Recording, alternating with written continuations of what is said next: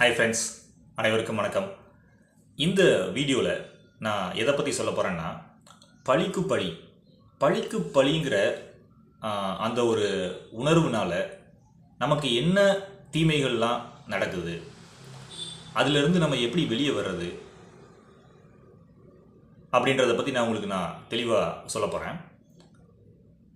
இப்போது பார்த்தீங்கன்னா நிறைய இடத்துல நம்ம நியூஸ் பேப்பர்லலாம் நம்ம பார்க்குறோம், நிறைய இடத்துல கொலைகள் நடக்குது, அதுக்கப்புறம் பல இடத்துல சண்டை சச்சரவுகள் நடக்குது.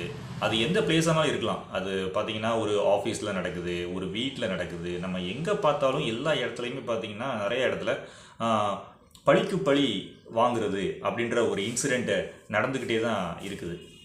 இந்த பழிக்கு பழி வாங்குறதால நமக்கு என்ன நடக்குது அப்படின்னு பார்த்தீங்கன்னா, நம்ம தான் நம்மளை காயப்படுத்துகிறோம். நம்ம ஒரு நபர் மேலே கோபப்பட்டு அவர்கிட்ட பார்த்தீங்கன்னா அவர் ஏதோ சம்திங் நமக்கு ராங்காக ஏதோ பண்ணிட்டாரு. பண்ணதுக்காண்டி நம்ம என்ன பண்ண போகிறோம்னா அவரை பழிக்கு பழி வாங்க போகிறோம். நமக்கு பார்த்தீங்கன்னா கோப உணர்வு அதிகரிக்குது. கோப உணர்வு நமக்கு அதிகரிக்கிறதுனால நம்மளுடைய பிளட் ப்ரெஷர் பார்த்தீங்கன்னா அதிகமாகிடும். ஸோ பிபி அதிகமாச்சு அப்படின்னா இதய கோளாறு நிச்சயமாக வரும். அப்போது இந்த கோப உணர்வை நம்ம குறைக்க பழகணும். எப்படி இந்த கோப உணர்வை நம்ம குறைக்கிறது அப்படின்னா, அதுக்கு முக்கியமானது பழிக்கு பழி வாங்கணும் அப்படின்ற அந்த ஒரு தாட்டை நீங்கள் உங்கள் மைண்டில் இருந்து விட்டுறணும். இப்போ பார்த்தீங்கன்னா உங்களுக்கு பிடிக்காத அந்த நபர்களை பற்றி ஒரு செகண்டு கூட நீங்கள் நினைக்கக்கூடாது. அந்த மாதிரியான ஒரு பழக்கத்தை நீங்கள் வச்சுக்கிடணும். எல்லாருக்கும் பிடிக்காத மனிதர்கள் நிச்சயமாக இருப்பாங்க. அப்படி உங்களுக்கு பிடிக்காத மனிதர்கள் இருக்கிறாங்க அப்படின்னா எப்போ பார்த்தாலும் நீங்கள் அவங்கள பற்றியே சிந்திச்சுக்கிட்டு இருக்காதீங்க.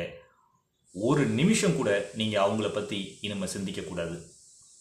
இந்த பழக்கத்தை நீங்கள் ஏற்படுத்திக்கிட்டீங்க அப்படின்னா நிச்சயமாக உங்களுக்கு ஒரு மன நிம்மதியும் ஒரு மன அமைதியும் கட்டாயமாக கிடைக்கும். அதே மாதிரி பார்த்தீங்கன்னா அஹிம்சை அப்படின்னு நம்ம காந்திஜி ஏற்கனவே நமக்கு ஒரு பெரிய ஒரு பாடம் கற்றுக் கொடுத்துட்டு போயிருக்கிறாரு. அந்த அஹிம்சையை நீங்கள் பின்பற்றி ஆகணும். அது என்ன அஹிம்சைன்னு உங்களுக்கே தெரியும்.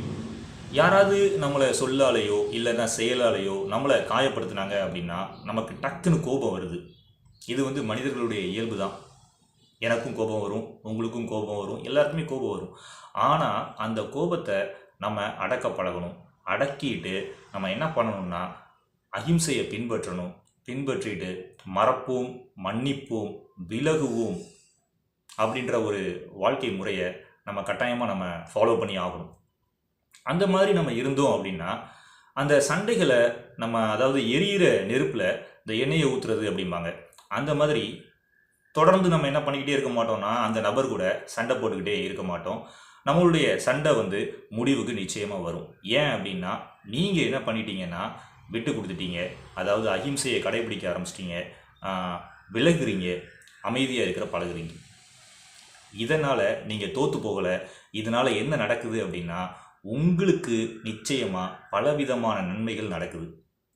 அது என்ன அப்படின்னா உங்களுக்கு கோப உணர்வு அதிகரிக்காது, உங்களுடைய பிளட் ப்ரெஷர் லெவல் ஏறாது.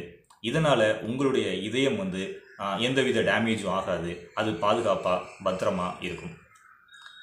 அதே மாதிரி இன்னொரு விஷயம் தெரிஞ்சுக்கோங்க, அன்பே சிவம் அப்படின்றத என்றைக்கும் உங்கள் வாழ்க்கையில் மறந்துடாதீங்க.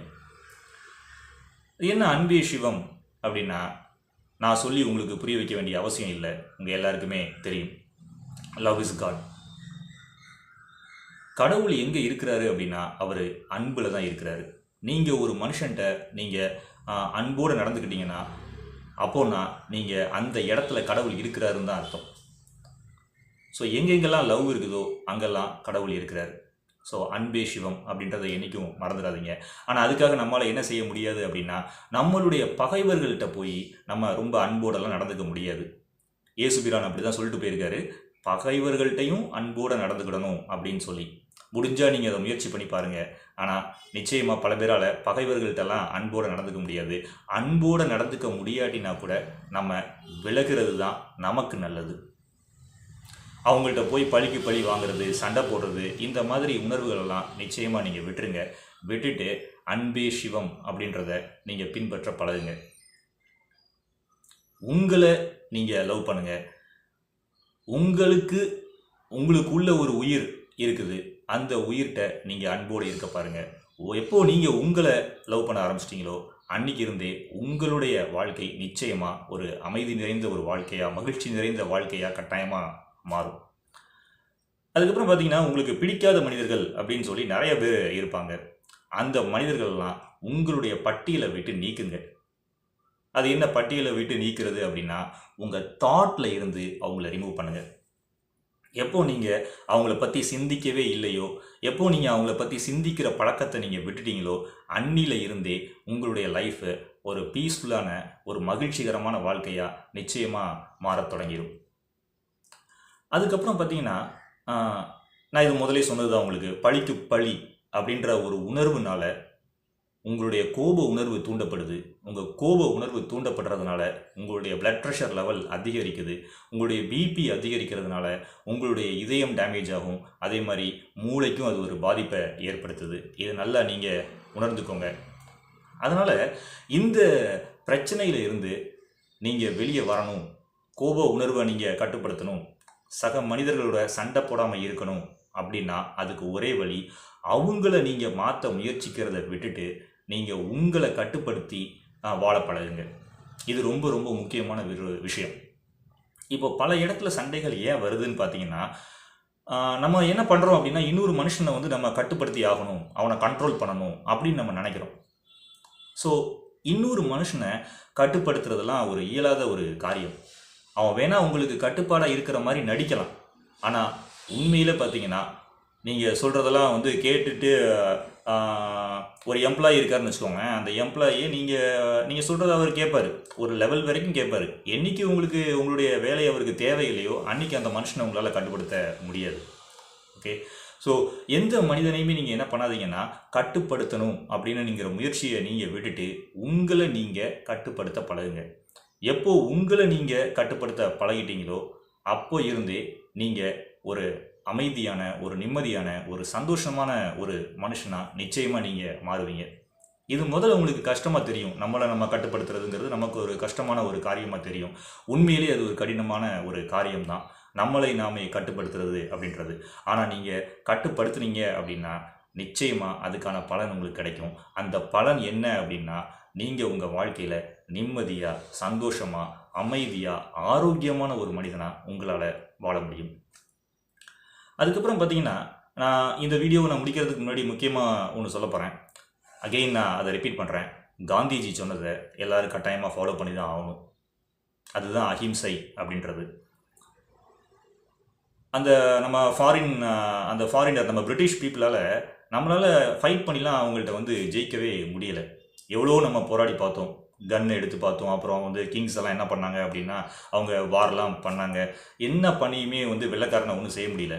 பட் காந்திஜி முடிவெடுத்த அந்த அஹிம்சை, நீ என்னன்னாலும் பண்ணிக்கோ, நான் ஒன்றும் செய்ய போகிறது கிடையாது, நீ என்னை எப்படி தாக்குனாலும் நான் என்ன செய்ய மாட்டேன் அப்படின்னா ஒன்றும் செய்ய மாட்டேன் அப்படின்ற ஒரு கான்செப்டுக்கு அவர் வந்தார்.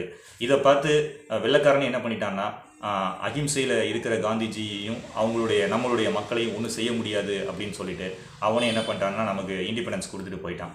ஓகே, நான் அதுக்காண்டி ஒருத்தர் உங்களை தாக்கும்போது தலையை காமிச்சிக்கிட்டு இருங்க அப்படின்னு நான் சொல்லலை, அவங்கள்ட்ட இருந்து விலகுங்கன்னு தான் சொல்கிறேன். ஓகே, இதில் நீங்கள் நல்லா அண்டர்ஸ்டாண்ட் பண்ணிக்கணும். பழிக்கு பழி வாங்காதீங்க, யார் கூடயும் சண்டை போடாதீங்க. உங்களுக்கு பிடிக்காத நபர்களில் வந்து உங்கள் பட்டியலை விட்டு விளக்குங்க. காந்திஜி சொன்ன மாதிரி அஹிம்சை வழியில் வாழுங்க. மறப்போம், மன்னிப்போம், விலகுவோங்கிற ஒரு வாழ்க்கை முறையில் நீங்கள் வாழ்ந்தீங்கன்னா நிச்சயமாக நீங்கள் ஒரு அமைதியான மனுஷனாகவும் வாழ்வீங்க. அதே மாதிரி உங்கள் வாழ்க்கையில் நீங்கள் வெற்றி அடைகிற ஒரு மனிதனாகவும் நீங்கள் மாறிடுவீங்க. என்னுடைய அடுத்த வீடியோவில் நான் ஒரு நல்ல ஒரு பதிவோடு உங்களை வந்து சந்திக்கிறேன். நன்றி, வணக்கம். சேனலை வந்து சப்ஸ்கிரைப் பண்ணாமல் இருந்தீங்கன்னா சப்ஸ்கிரைப் பண்ணிடுங்க. ஆல்சோ பெல் பட்டனையும் கிளிக் பண்ணிடுங்க.